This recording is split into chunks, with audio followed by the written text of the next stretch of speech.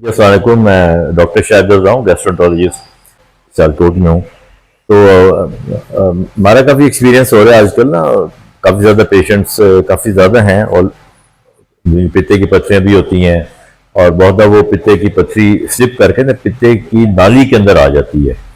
पित्ते की पथरी तो इमीडिएटली कुछ नहीं कहती, कई साल से लोगों की पित्ते की पथरी होती है, उनको पता भी होता है।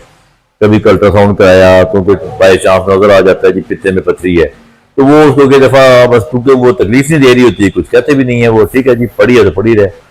कई दफा ये होता है कि वो पित्ते की पथरी स्लिप होकर पित्ते की नाली में आ जाती है।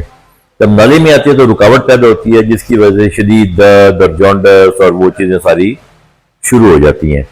अब इस सूरत में ये होता है कि हमेशा वो सर्जन के पास जब जाते हैं तो सर्जन कहते हैं जी पहले पित्ते की नाली की पथरी निकलवाएं, फिर हम आपका पित्ते का ऑपरेशन करेंगे। वो मतलब अब उसका सीक्वेंस बनता ही यही है। तो फिर वो ज़ाहिर है गैस्ट्रोएंटरोलॉजिस्ट के पास आते हैं, फिर हम लोग उनकी कैमरे के जरिए एंडोस्कोपी के लिए पित्ते की नाली की पथरी निकालते हैं और फिर वो वापस जाते हैं 2 हफ्ते बाद, 3 हफ्ते बाद, महीने के बाद दोबारा सर्जन के पास कि ये हमारा पित्ते रिमूव करें। मैं आपको जो चीज बताने लगा हूँ वो ये है कि हम लोग यहाँ पे ये फैसिलिटी अवेलेबल है कि गैस्ट्रोएंटरोलॉजिस्ट भी है और सर्जन भी हैं जो ये ऑपरेशन करते हैं।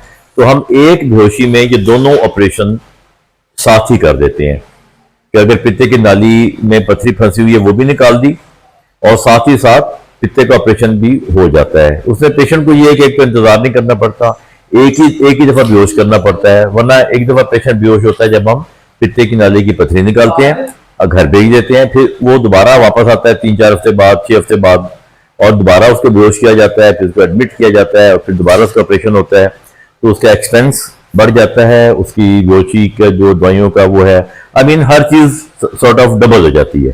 तो उसमें यह है कि एक ही गो में हम मरीज की जो पित्ते की नाली की पथरी भी निकाल देते हैं या स्टेंट डालना पड़े हम स्टेंट डाल देते हैं, वो डिपेंड करता है पेशेंट टू पेशेंट के उसके हिसाब से क्या है।